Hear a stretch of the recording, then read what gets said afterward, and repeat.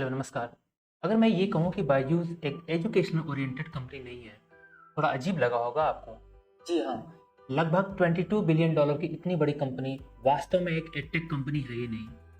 तो आखिर सवाल ये उठता है कि बायजूस की रियलिटी क्या है? क्या बायजूस एक स्कैम है?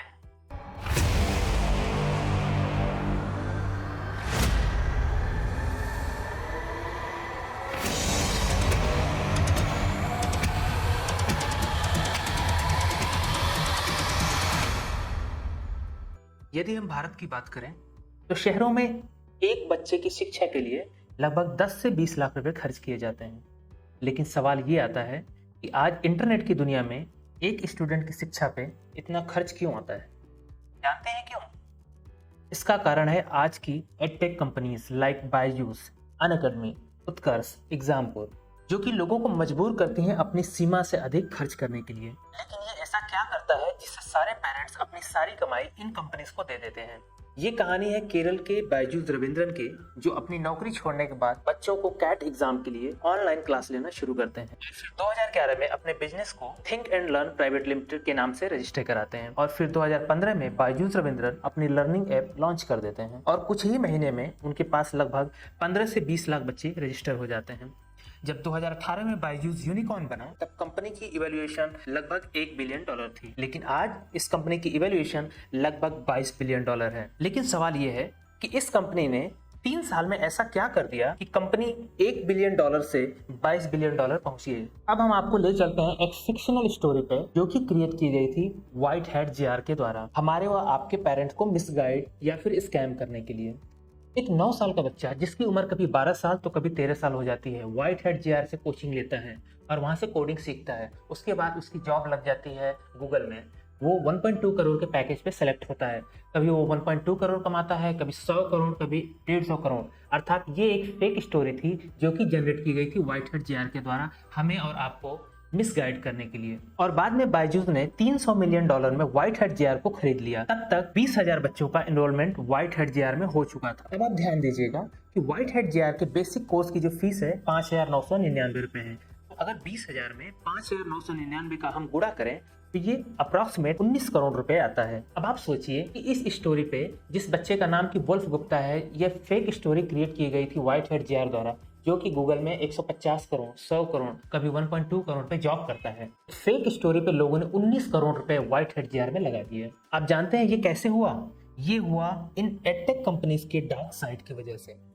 तो अब हम समझते हैं क्या है बायजूस की डार्क साइड। बायजूस एक मार्केटिंग कंपनी है। इसको समझने के लिए हमें इस स्टडी को गहराई से समझना होगा।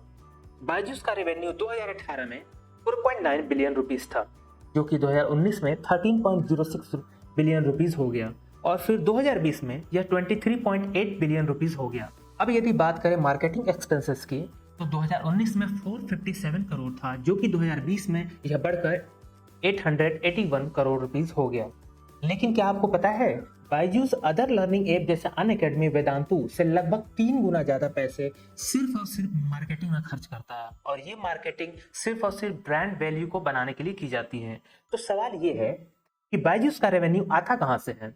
जवाब है बीडीएस, मतलब बिजनेस डेवलपमेंट एसोसिएट, यानी कि बायजूस के सेल्समैन। इनकी सैलरी लगभग 10 से 15 लाख रुपए होती है। फिलहाल इनके पास लगभग 300 से 350 बीडीएस हैं। अब आप सोच रहे होंगे ये 300 बीडीएस इतना रेवेन्यू कैसे जनरेट करते हैं? They have 3 ways to approach parents. First, by cold calling.